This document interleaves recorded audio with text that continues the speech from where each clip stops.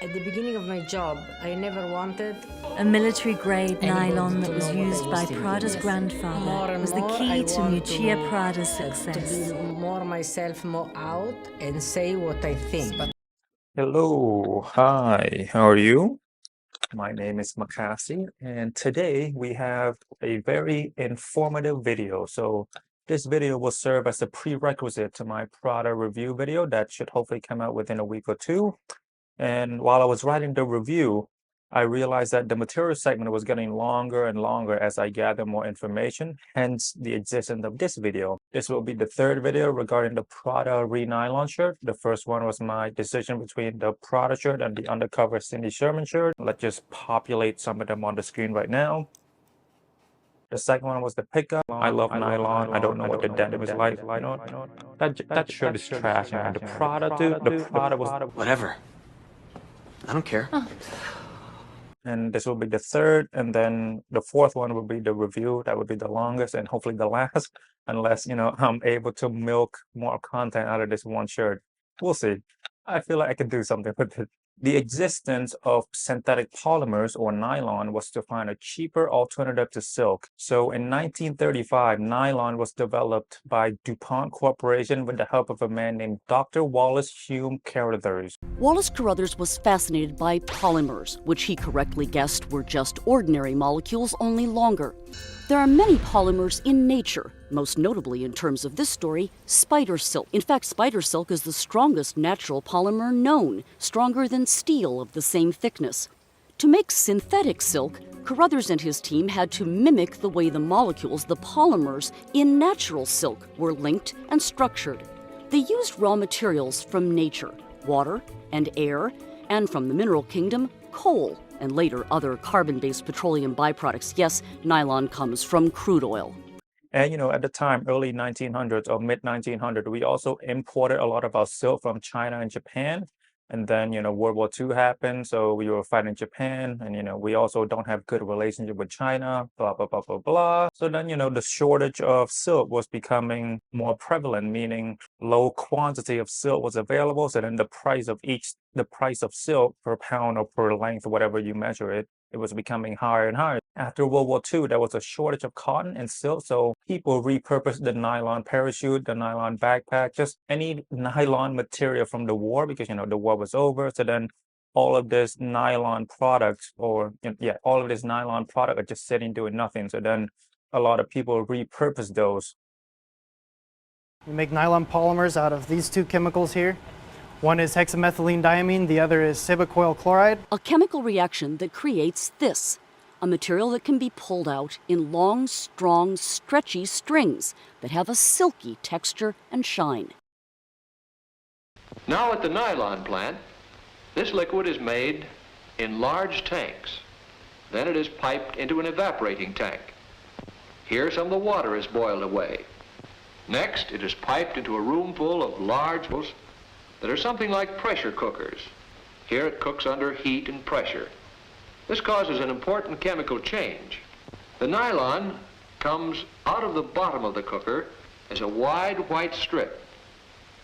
This is solid nylon. It hardens under sprays of water, then goes into a machine that chips it into flakes. It's blended and melted, and then it's pumped to the spinnerets. And here, out it comes, the hot molten nylon. This machine twists it into a single strand of nylon yarn. The strands are wound on large bobbins, and here's a full bobbin of bright, silky nylon yarn.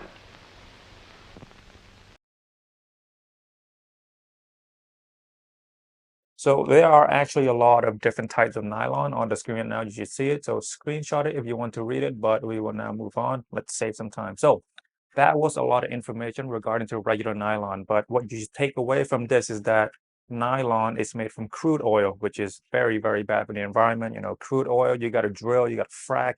These action causes a lot of bad shit to happen to water, to the air, blah, blah, blah. Okay, so that's the first bad thing, the need of raw material, crude oil. The second bad thing is water, because they need to use a lot of water to cool down after step 3, which is heating the material.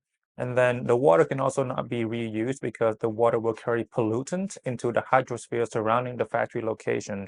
And the third main bad thing is that during the production of nylon, they release a lot of nitrous oxide. When people think of nitrous oxide, they may think of laughing gas at a dentist's office.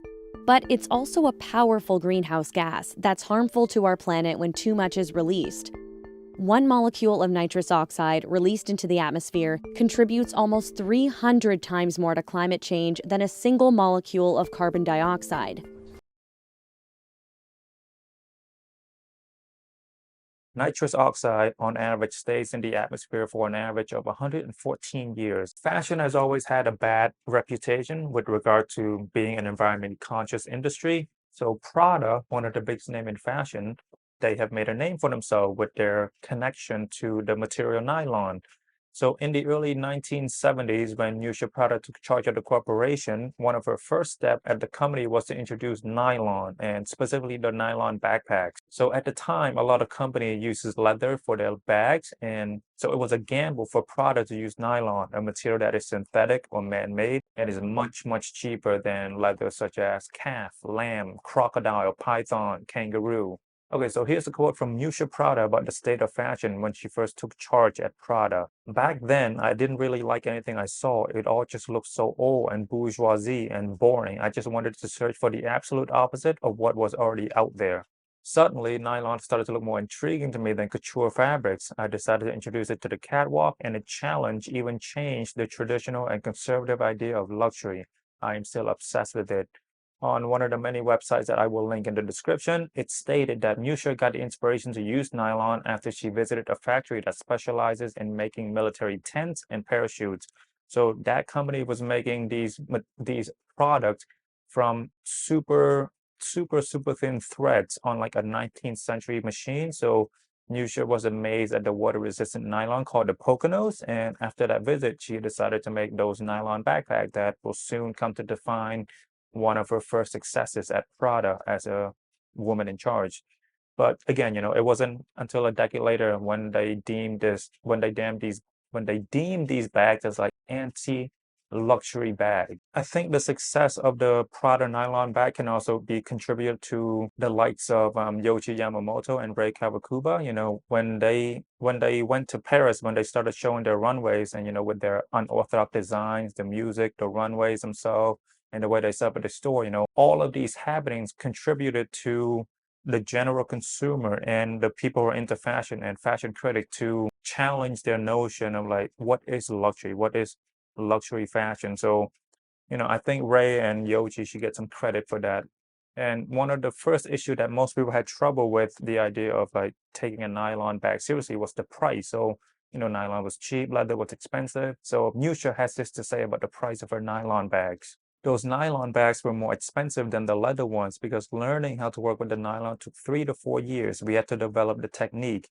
Back in the 1990s, I found a company that was spinning a very specific type of nylon. It was more expensive than silk because the thread is really thin and very precious. Then I believe in the 1990s, that's when Prada decided to make ready-to-wear garments with nylon. And they also launched the Prada Luna Rosa, which is their sporty diffusion line. And those product has a lot of nylon because nylon is just a good material to make this sporty product. So all of the nylon from the early 1970s to 2010, 2020, they were all nylon that were non-biodegradable, and they were all made from petroleum oil. Even when they're repurposing old military graded nylon from like the parachutes, the backpack during the war, like at the core, those nylons were still made from crude oil. And that was until 2019 when Prada introduced Prada Re-Nylon. Fashion has become more sustainable now, and I don't believe it was by choice. I believe it was because of public opinion has changed, because more people now than ever, they care about how their daily lives, their purchases, how everything that they do will affect the earth that we live on.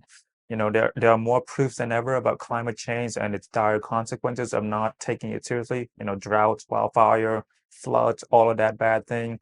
So in 2019, Prada partnered up with a brand called AquaFil. So here's their slogan or manifesto. At AquaFil, we design better to do better. We are conscious innovators. We think as beginners and act as pioneers to provide unique products and services that leverage performances and reduce the impact on a global scale. One of AquaFil products is called Econyl. So Econyl was developed in 2011. We have invented Econyl, a material born from the reuse of selected waste that we transform into new raw material thanks to a never-ending regenerative process, which reduces environmental impact to the minimum. So I found this great article on their website, just giving you a little bit of history about Econyl. So on May 19, 2021, Giulio Bonazzi cut the ribbon to Econyl plant in Ljubljana, Slovenia. So the journey of AquaFil Group through recycling started some years before and has been full of adventures and experiment. We started using our own waste, then mixed virgin caprolactam, our prime raw material, with regenerated material from pre-consumer waste. And then finally, Econyl was born in 2011, a 100% regenerated nylon yarn produced using both pre- and post-consumer waste, and not only regenerated, but regenerable an infinite number of times. And the quality was indistinguishable from virgin nylon, meaning nylon that were made from crude oil. So, that was what AquaFil had to say about Econyl. So here's what Prada had to say about their partnership with Econyl. So this is a story about turning trash into treasure. Prada Re-Nylon is entirely crafted from a regenerated nylon created through the recycling and purification of plastic collected from oceans, fishing nets, landfills, and textile fiber waste globally. Through a process of demonomerization, purification, and then transformation into new polymers and then threads, this material can be recuperated and made into new nylon fabric. The choice of the Econyl yarn for the Prada Re-Nylon collection actively contributes to the reduction of global warming up to 90% compared to the use of virgin nylon yarn, meaning the nylon that was made from crude oil. So the entire press release was in this huge, beautiful font. And then at the end of the press release, there was a couple of sentences in this tiny, tiny font, which I will read to you right now. So it says, the value of 90% reduction refer to the global warming of nylon yarn's raw material. This refers to virgin nylon that are made from crude oil.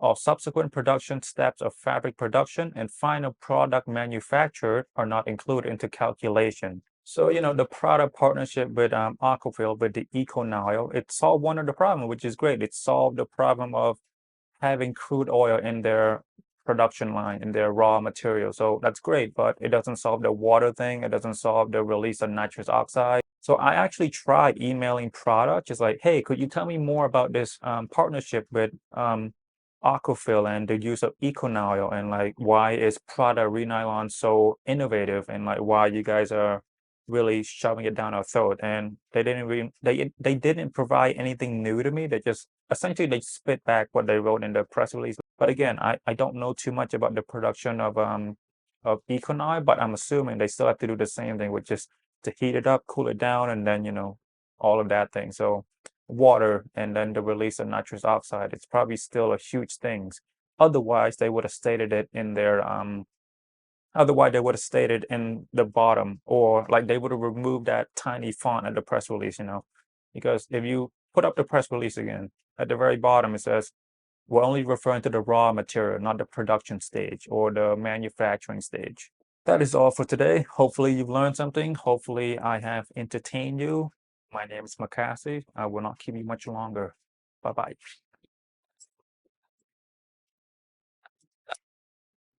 Why isn't it stop?